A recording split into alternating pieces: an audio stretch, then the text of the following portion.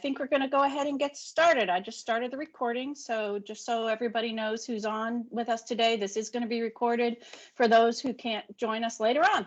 So thanks everybody for coming. My name is Carolyn Chrisman. I am the CEO of the Council for Military Spouse Clubs. We're very excited to have you with us today to talk a little bit about fundraising.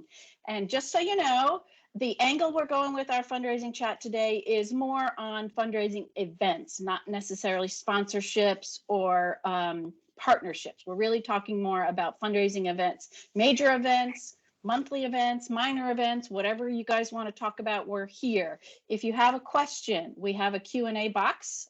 Since you guys are all muted, if you have a question, just type it in the Q&A and I will try to jump on that and interrupt as it may be to get people in here.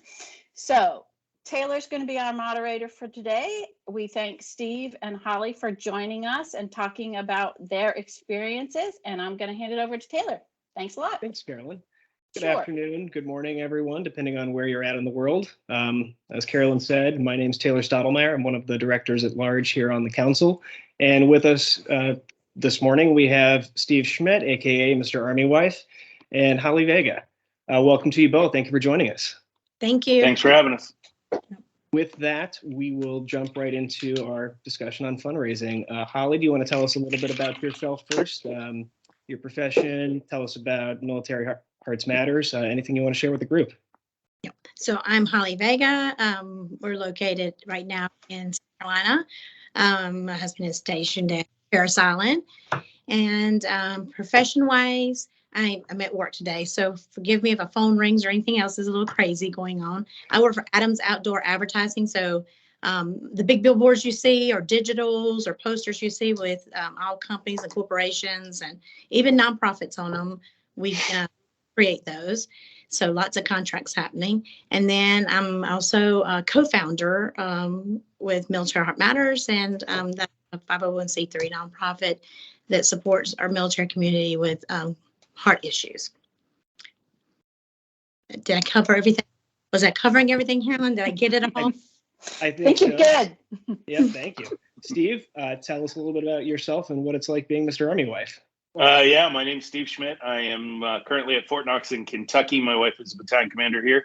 And I'm a professional house husband, basically. That is what I've done. I've tried a lot of different jobs. None of them have really taken. I was even in the Army myself, and that didn't work out. But it did for my wife, and so I just decided to do whatever she asked me to do, and that works out pretty well. So yeah, I've been with the Fort Knox Spouses and Community Club for 3 years now. This is my 4th year. I was the 2nd vice president, then the 1st vice president, then the president, and now I'm the webmaster. That is awesome. It is a much easier job than the other 3, but who knows? We're here for another year after this, so who knows what I'll get to do next year. All right. Well, thank you both for being with us today. First question to start out. What do both of you want to make sure that people understand about fundraising? Steve, if you want to go first. You have to do it, but you don't have to do it like everybody else does it. I think that is the main thing that I would say is the most important thing to say about fundraising. Just because an event has been done before doesn't mean you have to keep up with that event. Everything changes. We are constantly in a state of change in the military, and because of that, you have to be willing to go outside the box and think of new events. Holly, same question to you. What would you like everyone to understand about fundraising? Same question for me? Yes. Don't be scared. Fundraising is supposed to be fun and, and learn to delegate. Just because a fundraising chair is the coordinator and someone's over it, you got to remember to delegate. And really, for it to be successful, everyone needs to be tasked with something, no matter how big or how small it is. And dream big, make those goals big, because then you have something to aim for, and it's exciting to see, even if you maybe not get the amount of money you want to, but to see the growth that you came, because we're setting the presence for what we want for the future. How do you go about delegating normally? And what strategies do you find are most successful in delegating? Kind of like how we get an application, right? We got an application even to be part of this organization. Look at everyone and ask them, to fill out something like a little, a little sheet saying, what do you like to do? What are you good at? Everyone knows what they're good at.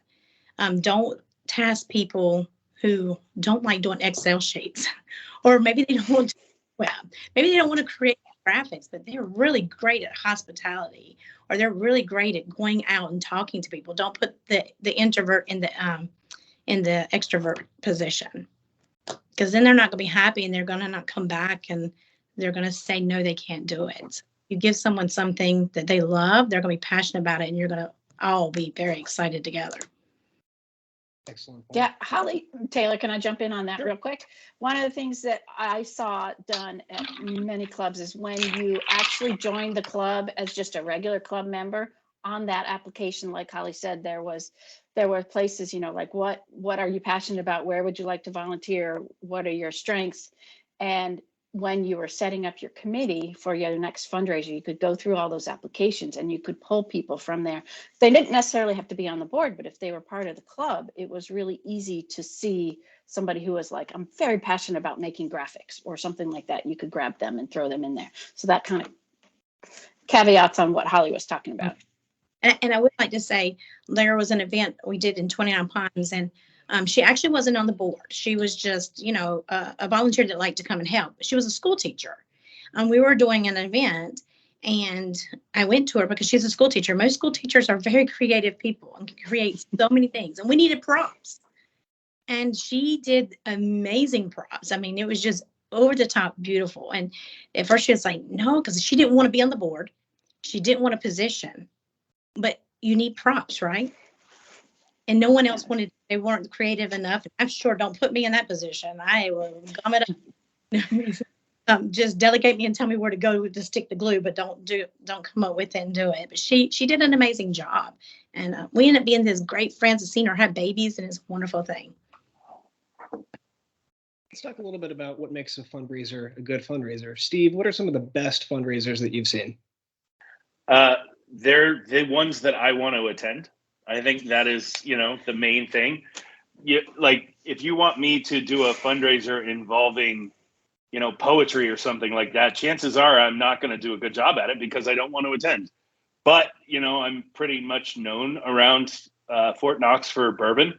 I have a lot. And so when I decided to do a fundraiser, I thought about what I wanted to do, and I wanted to do something related to bourbon. We're in Kentucky. This is bourbon country.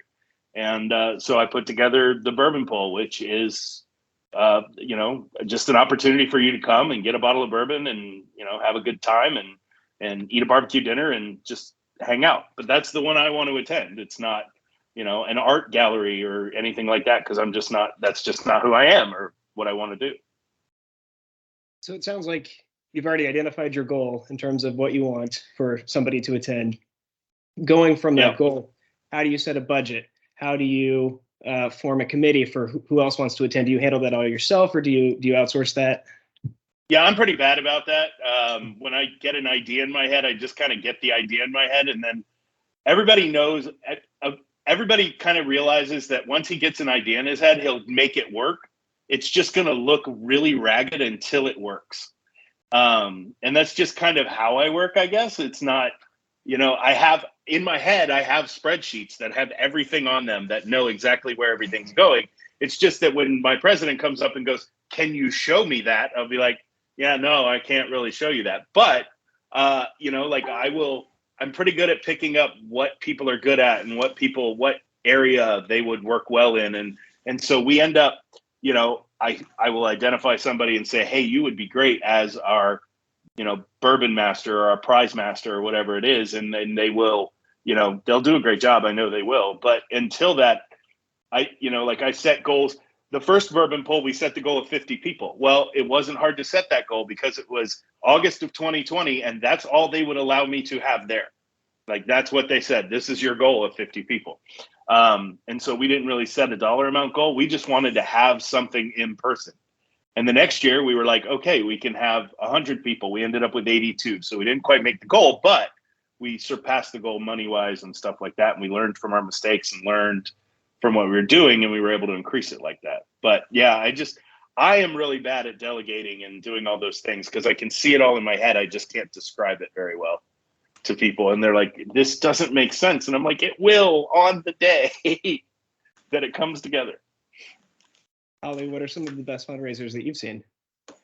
So I think it depends on where you are stationed and looking at what is around there. Just like Steve said, I mean, he's in Kentucky Derby. I mean, I'm thinking big hats already, and I'm already there with the bourbon in the hand, right? We're all thinking at the same time. It's 5 o'clock somewhere, right?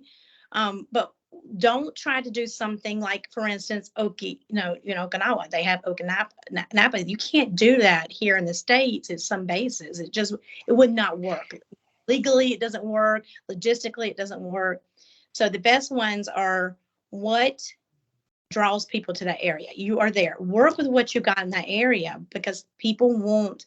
I mean, that's why we usually love being a military spouse, right? We want to go there and experience. I mean, if you're in Hawaii, do some kind of Hawaiian cool luau, because that's why you're there. And people will draw to that because that's the only place that they can go and get, right? That's the only place that this is going to happen. So it's super exciting. My favorite one and the best one was DC. Working with your state, knowing what rules and regulations you can have.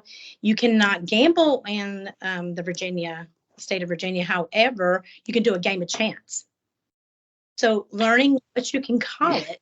So we had and it was at a distillery because, again, alcohol is not a bad thing for many people, right? So, what's going to draw are different, geographic, different, the male, the female, what's going to bring that all together for everyone to come out. So it was a casino night, raised over $40,000. It was really good.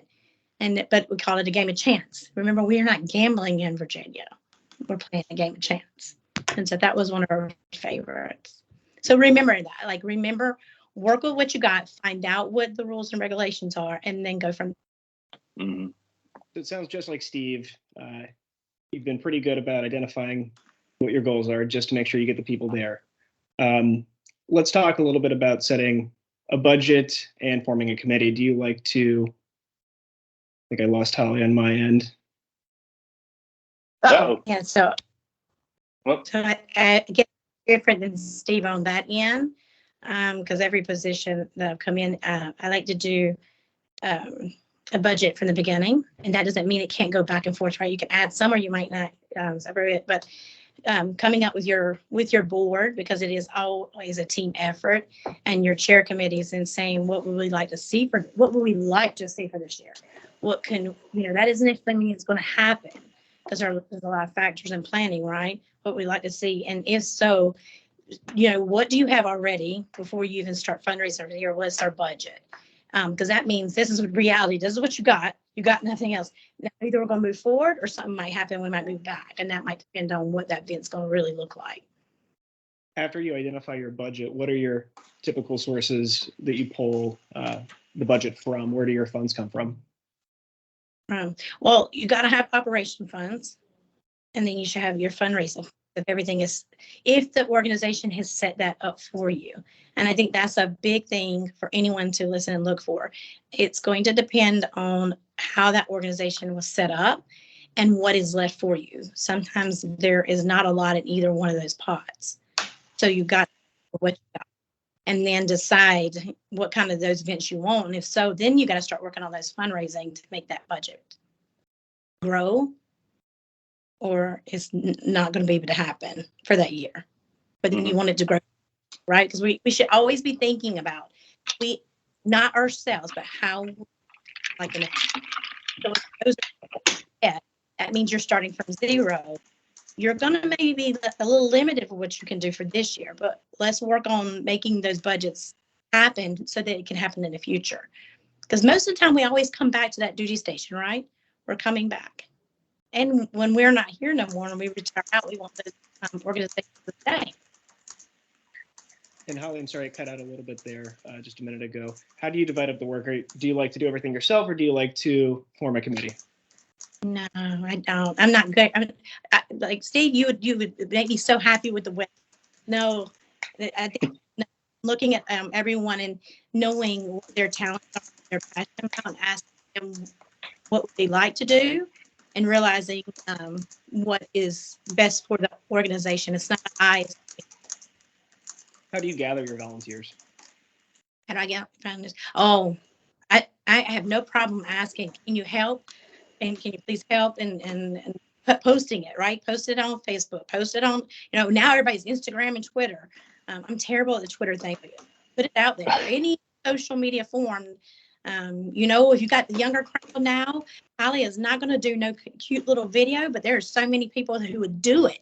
They would do that video, and you can pop it up, and that way we can pull our younger generation who have lots of ideas and are very excited and want to belong and want to participate and help. So never turn away a volunteer, and find different ways to bring them in, right?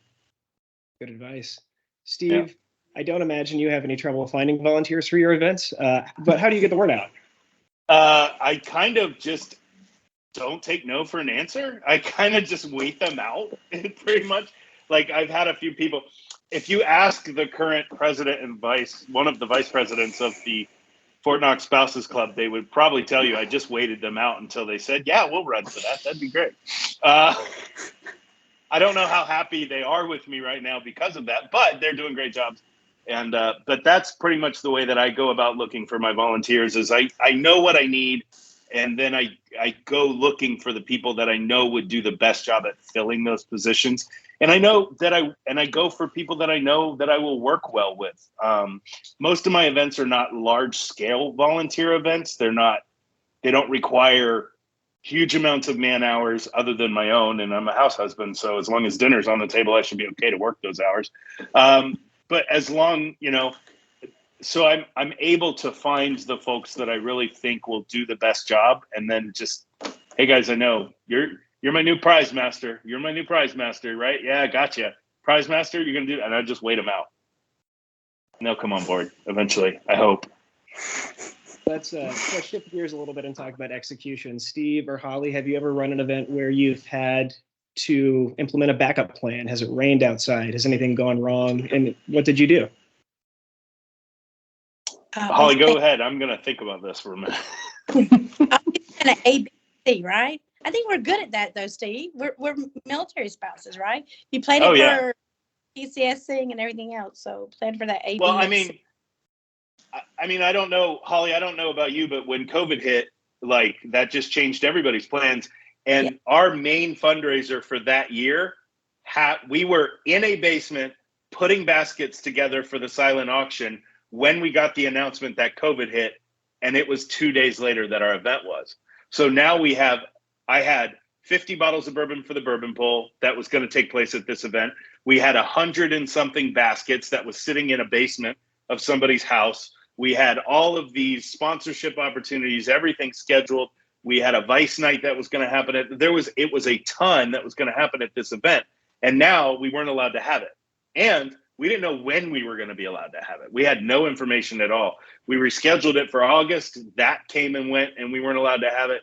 We basically had to say, how are we going to break this up into smaller chunks in order to make sure that we can continue doing what we want to do each and every year, which is give out the scholarships and the grants. One thing that our president back then was very, very, very adamant about was that we not shut down. She made sure we were not going to shut down. We were not going to quit with our mission. So we focused on our subclubs, on our smaller gatherings, and got rid of our mixers for a while. We focused on smaller fundraisers that were able to bring in a lot less money. They definitely didn't bring in as much money, but because we were able to focus on smaller, not public fundraisers, things that didn't put us in large crowds, it was able to work better. We did online auctions instead of the normal silent auctions that we do at the post. We did, just different things that allowed us to make sure that we continued our mission, but adjusted to the pandemic that we were in. Steve and I were discussing this a little bit before the event started, but Holly, did you want to add, have you learned any lessons from the past 2 years, and are you moving past that phase of remote events? Yeah, so the last year I was the president of the Spouses Club here on base, but the year before I was not, when they I was actually in transition of moving here. But they turned it around and flipped around and did a livestock auction on Facebook. It was very successful for them. And then for our year, there was just so many different obstacles and things that hit in the way. We had planned our event. And, I think it's really, Carolyn and I were talking about it. It makes a difference if you're operating on base and if you're operating in town. Because remember, on base is going to have all kinds of rules and regulations and what they're doing within town. But no one wanted to do the event out town. We could have done one out in town, and they had opened back up because it was for that spring. It would have still been smaller scale because they were not allowing so many people in the building and things like that. But on base legal would not approve our event. They were not ready for us to have any kind of events in their clubs or any of the buildings. Everything had to be 10 and under. And how do you do an event for 10 and under of a big fun? So we decided as a board to sustain and maintain, so that this year, this board is set up and they're rocking and rolling, and we're so proud of them. Because you don't want to collapse. You want it to keep going. So those are those pivots, right? You're having to pivot. We had everything thrown at us. We could not hold a huge event. However, we did gain sponsorships and we gained some grants, so we were still able to give out to 8 children for military spouses, which was amazing. Because we had the year before that rolled over because they couldn't do everything between our membership and the smaller fundraisers. Like we did a gift wrapping. There was small things. We had a Christmas event that we utilized doing the tram. We could do the tram. You could fill up those seats, and it's not considering a building, right? So thinking outside the. And we gotta do that. But we disclosed that this fee would go towards scholarships. So we didn't make anything for the event. We got everything donated. And the money that we would have used for a luncheon or something paid for the tram. And then we made the money off of that per person. And the houses, because we could not go in no one's house. You could not have the event in anybody's house. So we did the front lawn. Come visit Chris' porch. And each porch, each person was, from their state, decorated what represents your state. So it would serve a drink and either an appetizer or dessert. It was a blast. We had a lot of people. How we made our money. So again, it's pivoting. Don't give up. Don't get discouraged. It is disappointing. Trust me, we're not very happy. They're like, man, you go over one obstacle, right? And then you find out you can't do something else. But keep going, because actually that event, everybody loved it even more because they weren't crowded in no one's home. It was on the front lawn, and then they came back in the tram, and then we had karaoke with it, and people were singing, and really great. Yeah. Did you find it, Holly? Did you find it harder to be the president coming kind of out of the pandemic than during the pandemic? I tell the former president that all the time, that you had it easy during the pandemic because we knew we couldn't go anywhere. We knew we couldn't do anything on a large scale basis. And I was trying to navigate all of the different changes with Delta and Omicron and all that while at the same time being the president. Yeah, well, I think the world kind of shut down and everybody was in the same place. We didn't understand really everything that was going on, but everyone kind of coming in after. Every state is doing something different. So then you get really discouraged too, because why are they able to do this? And we can't do this. Why am I seeing this? And so, you have to kind of put the blinders on and remember we're here. This is the rules. So again, your organization might decide not to fully operate aboard the base. So if they're on the town regulations and rules, in the state are going to go totally different than what an installation's rules and regulations are. And those are things absolutely. Everything. Just because they can do this, that's because they're somewhere that was more open than you. And you can't take it to heart. You can't take it like you did something right and why is this year they're going to make more money than us? Because remember, we're setting things up for the future. It's not an I, it's a we. So what you do today is going to help them tomorrow. And I feel proud that, we didn't collapse, because that's the big thing is a lot of people folding and, having to dissolve. And because if you can't find people to sit on a board and operate, it's not going to function, right? So regardless of what Right. amount of money, be happy that you maintain a board. You did have events and able to make something and help the next year coming in.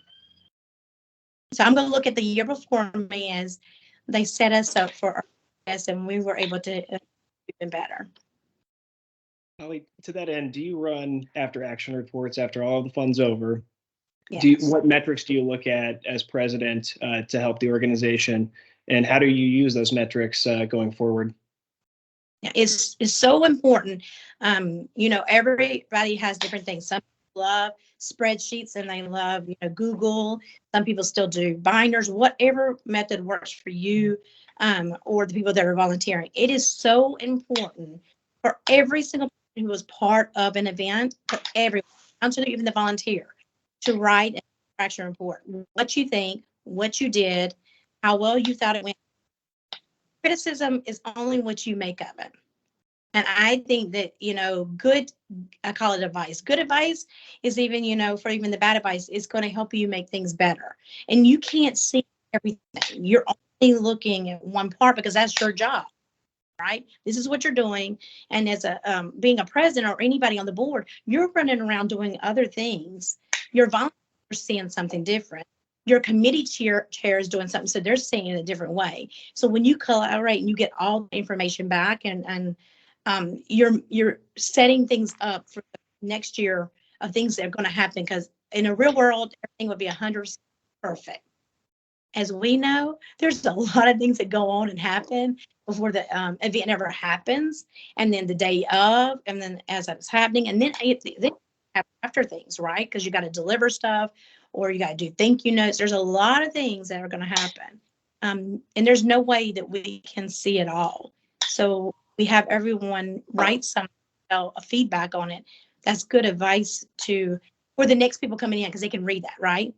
Now everyone has a nice one pager that gives all the details that everyone can say. So when they set up at that committee for that first time, they can say, these are things that we might want to consider doing again, and things that we might want to consider not doing, because of course we're not that board, so we can't tell them what to do. But you want to be able to give them, set them up for success. Because we want to attend that event too, right? We might not be on the board of health, but maybe we have it and attend it. I want to go to the bourbon. I want to have some bourbon with Steve. Come on. I have some. There it is. Do you ever use those metrics to attract new sources of funding, or companies that donate money, or individuals that donate money? Can you tell us a little bit about that? And with tracking those metrics, does it help you meet your fundraising goals? Was that one directed to me? Yes. Okay, so now we're talking about sponsorship or getting contributions. Correct. Yeah, using those metrics in the after action report to get more sponsors. Yes, very, very good question. When we highlight who gives to us, which is very hard because most volunteers are not about right? We are all about like the team and all that. But there is usually outside money that comes in the forms of the gifts, right? Gift cards or anything like that. It is so, so important to tag them, to do a shout out, to thank them, because nothing can happen without those contributions, without the donations that come in, and the people that some people have been in the area forever and they love to give money. That's just what they want to do. They want to support and continue to support. But not everyone wants to be thanked, but it's nice to say thank you, right? We love to hear when someone like you gave something and then they thought of you and said thank you. So it's super, super important. Putting that within your action after action too is a reminder, saying thank you, because we want them to give again.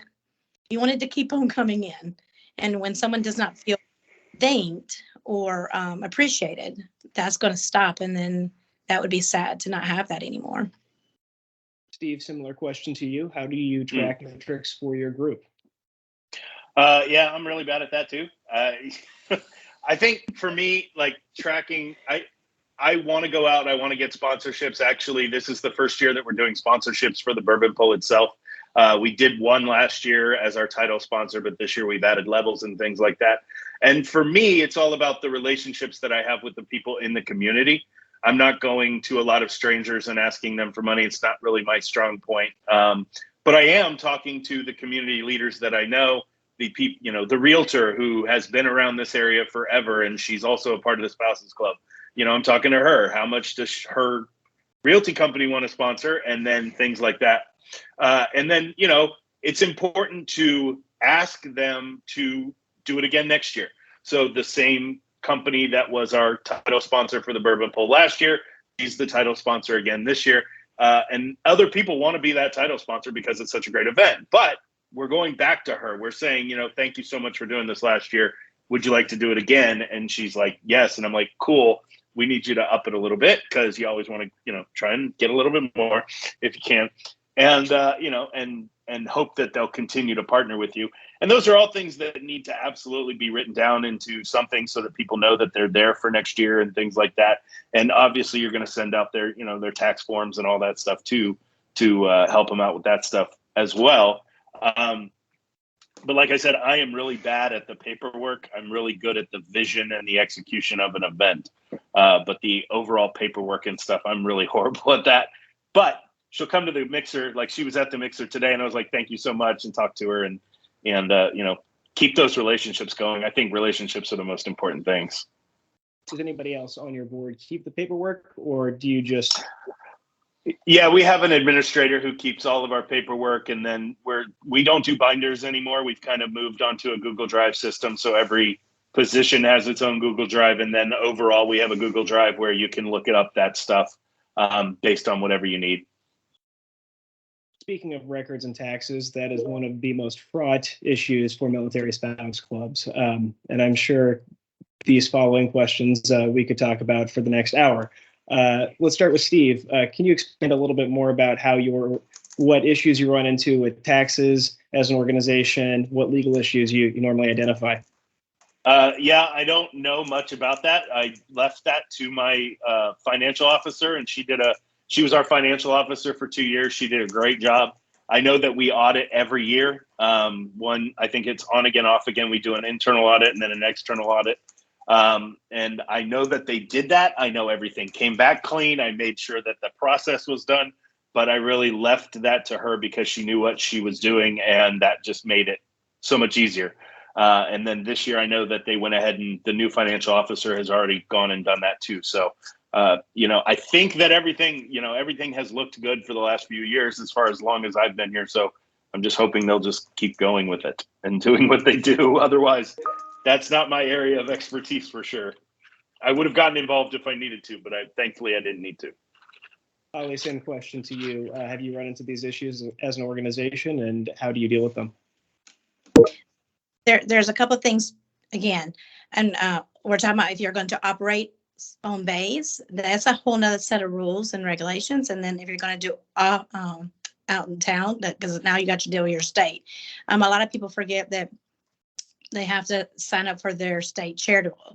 That's not every state does not expect that. So that's not just your IRS or, you know, getting incorporated. There is also a state, another step to that. And so I'm sure Caroline and them, I don't want to step into it because I know we'll probably talk about that with other people who are the legal people, but just kind of keep that box over there that there is not just the IRS. It's not just being incorporated. There isn't another step. And I think that a lot of people forget that just, you know, it's a privilege to operate a border base. You know, we're a non-federal entity that gets operated border base, but those rules are not the same. That our counterparts out in the civilian world had no clue that we are an NFE and anything about the base. Those are two sets of pockets. Putting that down and knowing what they are and following up with your legal on base. Who's that representative is usually like an operations person. They will give you a handbook and tell you in order to maintain your status on base, these are the things you have to do. And there's usually a financial part to that. They're not going to ask you for a big audit like you would for your IRS for you to be able to maintain your status within your state. That is two separate. And they just want to know that you're not taking funds and doing something illegal, because then that falls back on them. Right. Within the state, that's a whole different stuff because you're doing other things. And again, Caroline is going to shake her head and say, how you cannot get into that because that's a whole legal department. And I'm not But putting that down and remembering there are other factors and things to do, and it's so important to have some. I do not do treasurer. That is the only position I have never done out of my husband's 20.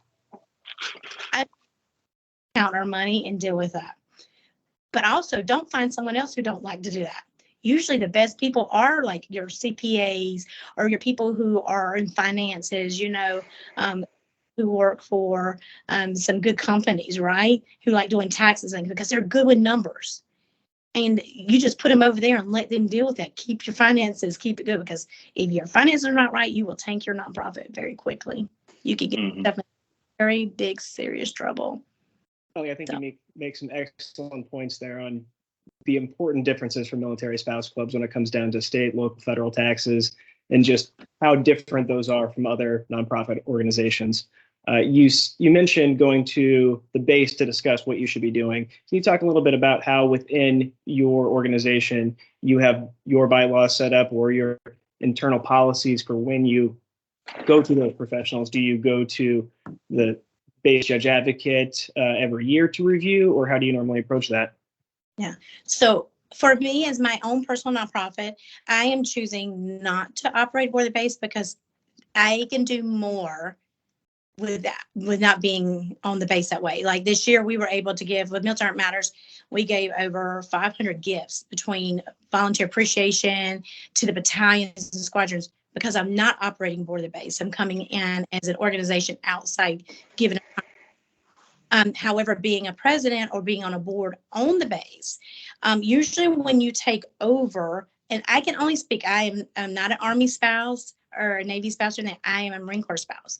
And our Marine Corps bases, I've been president at 3 different installations and volunteered at many of them. The rules and regulations are very, very strict, but there's usually a point of contact.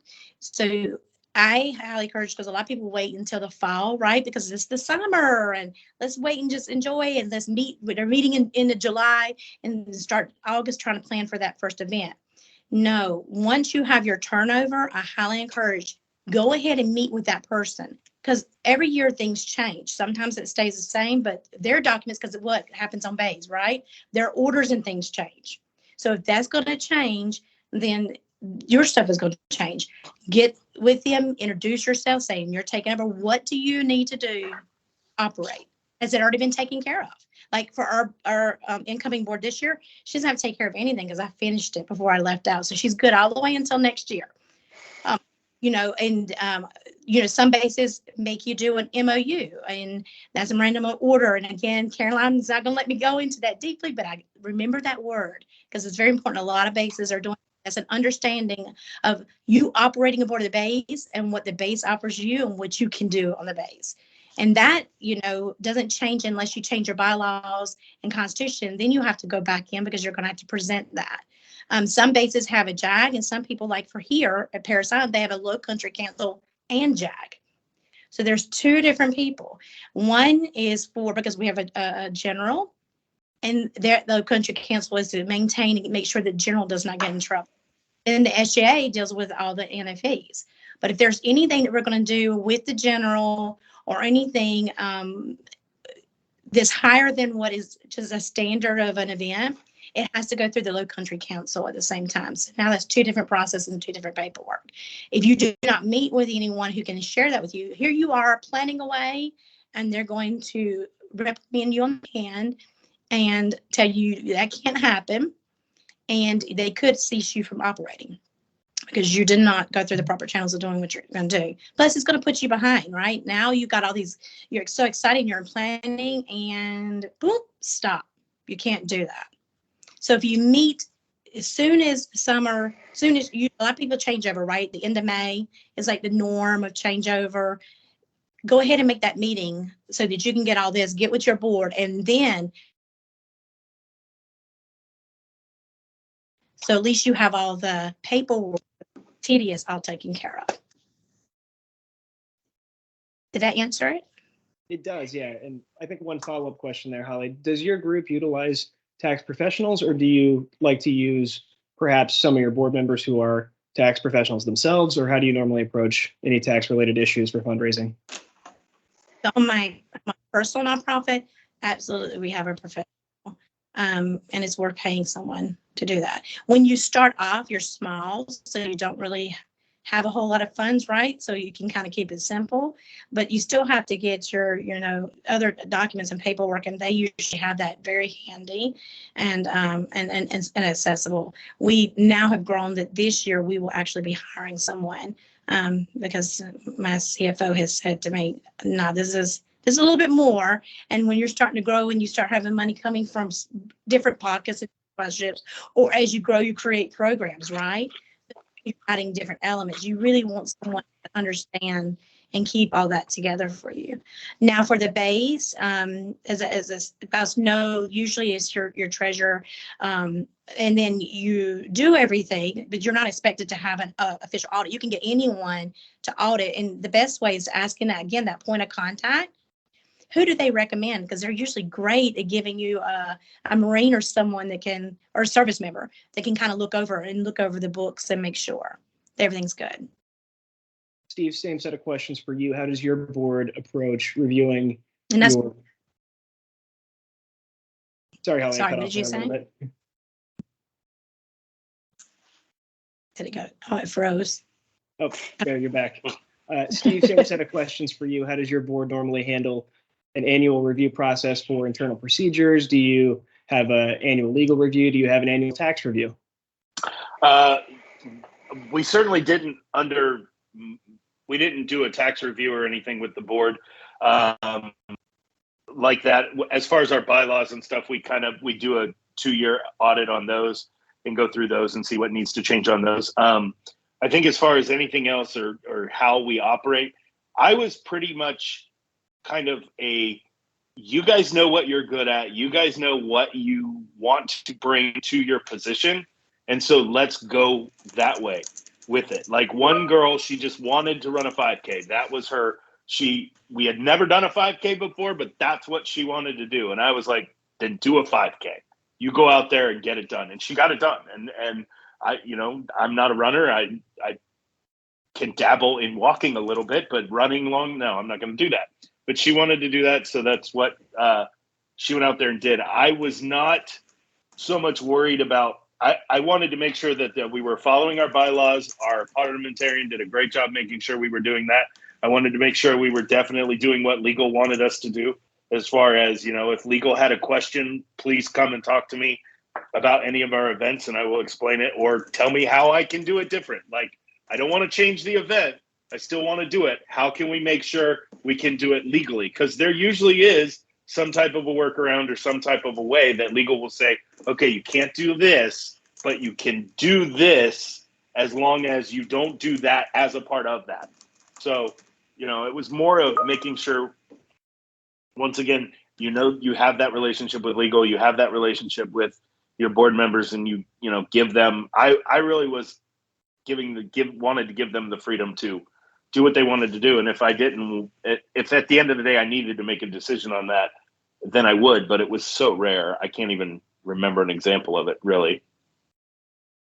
I do want to interject real quick, because that's a good thing he brought up, that they planned a 5K. We try to do that here, but we could not do it without insurance. Again, it's so good.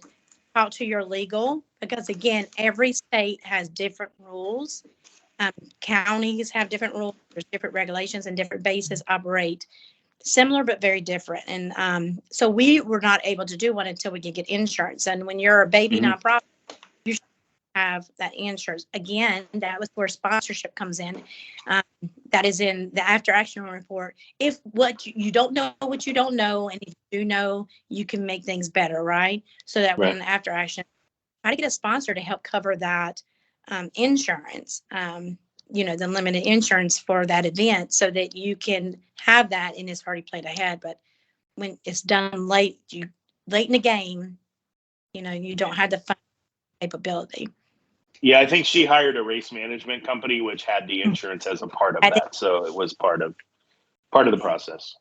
Yeah, Holly, you knew my next question. It was going to be about for the insurance. counter. Yep.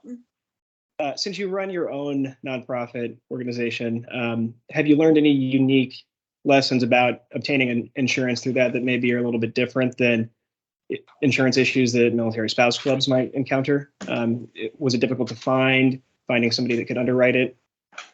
How did you go about finding proper insurance? I knew that like we need insurance, but I'm not an insurance expert. So again, when that comes up, you got to do your due diligence. And I'm a part of the chamber, and I will highly encourage and promote. So I'm gonna do a little promoting here that I have always joined a chamber, no matter where we went, because that was the way to connect. You want to know resources, information, and businesses, join a chamber. And then with having my own nonprofit, I joined it as my nonprofit too.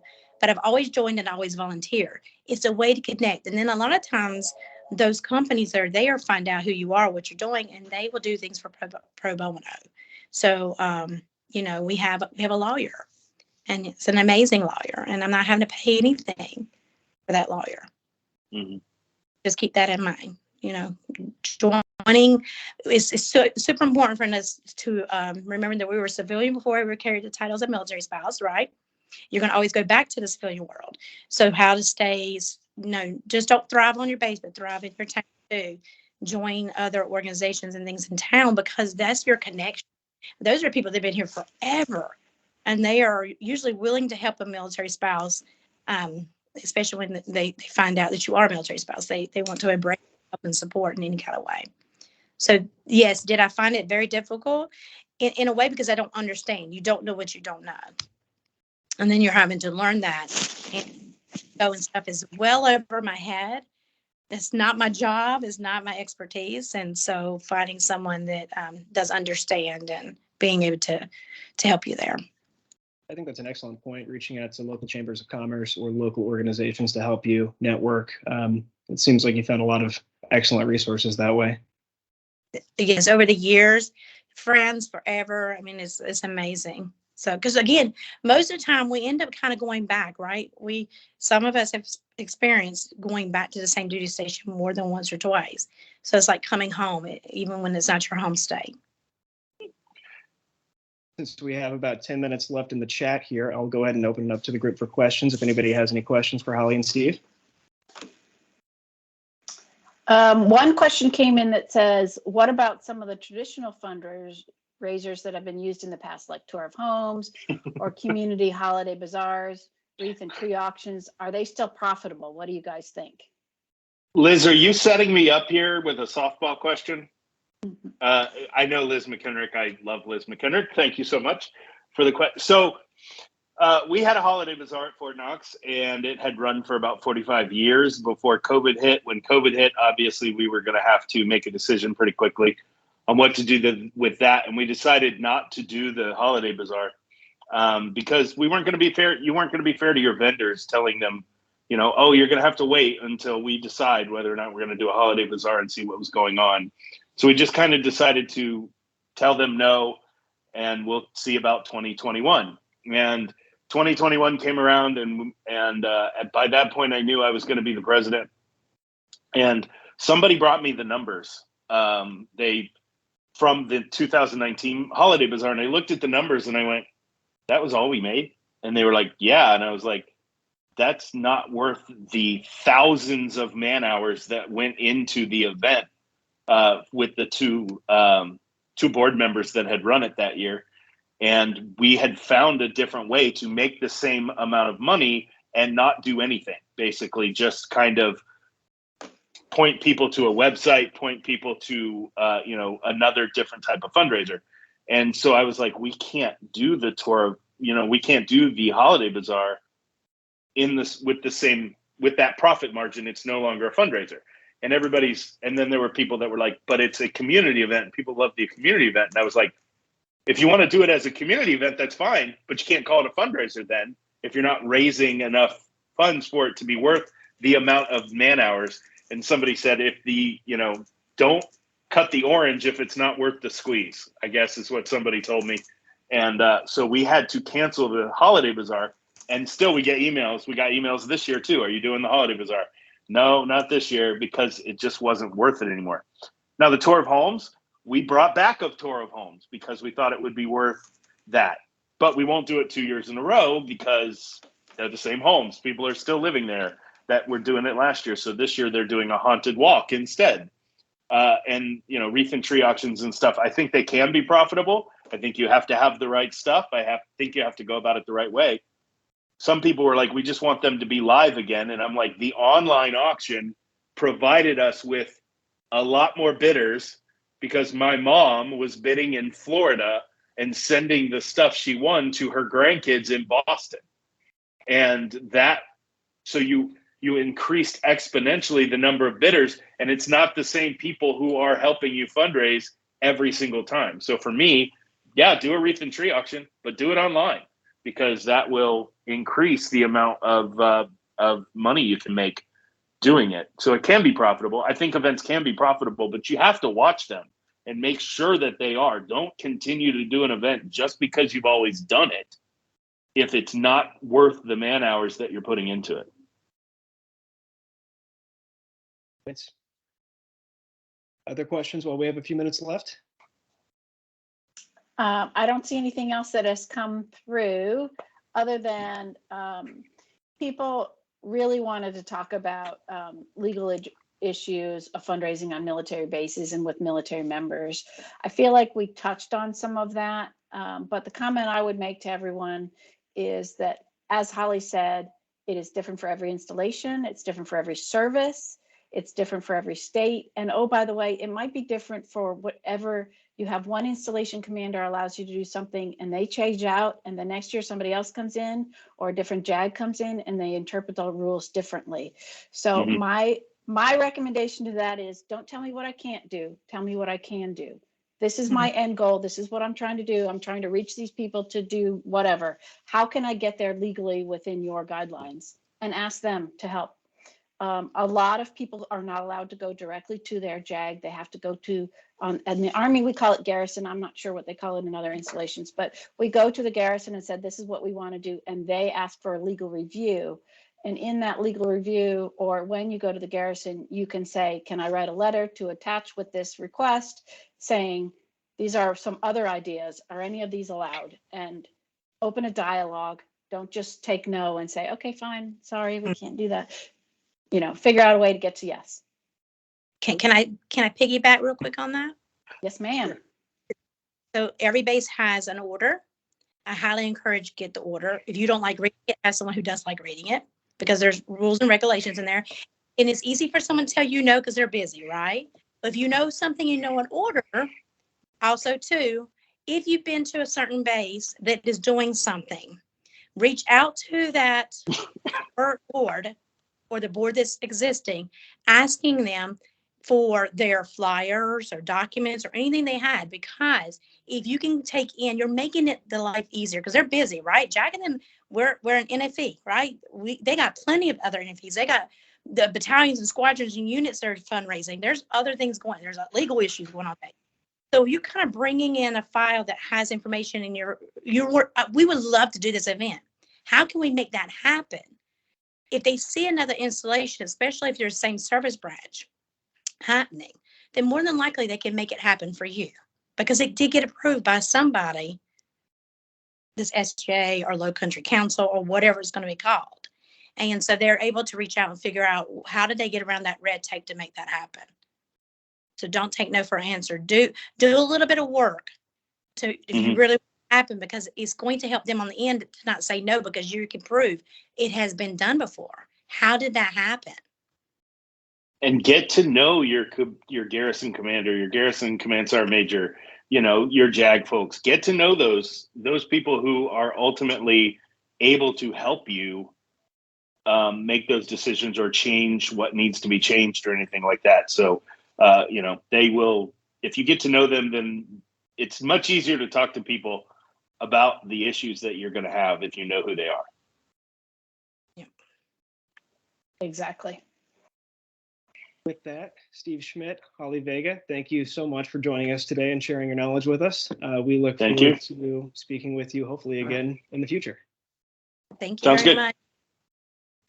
Thank you. All right. Well, thanks everybody for joining us.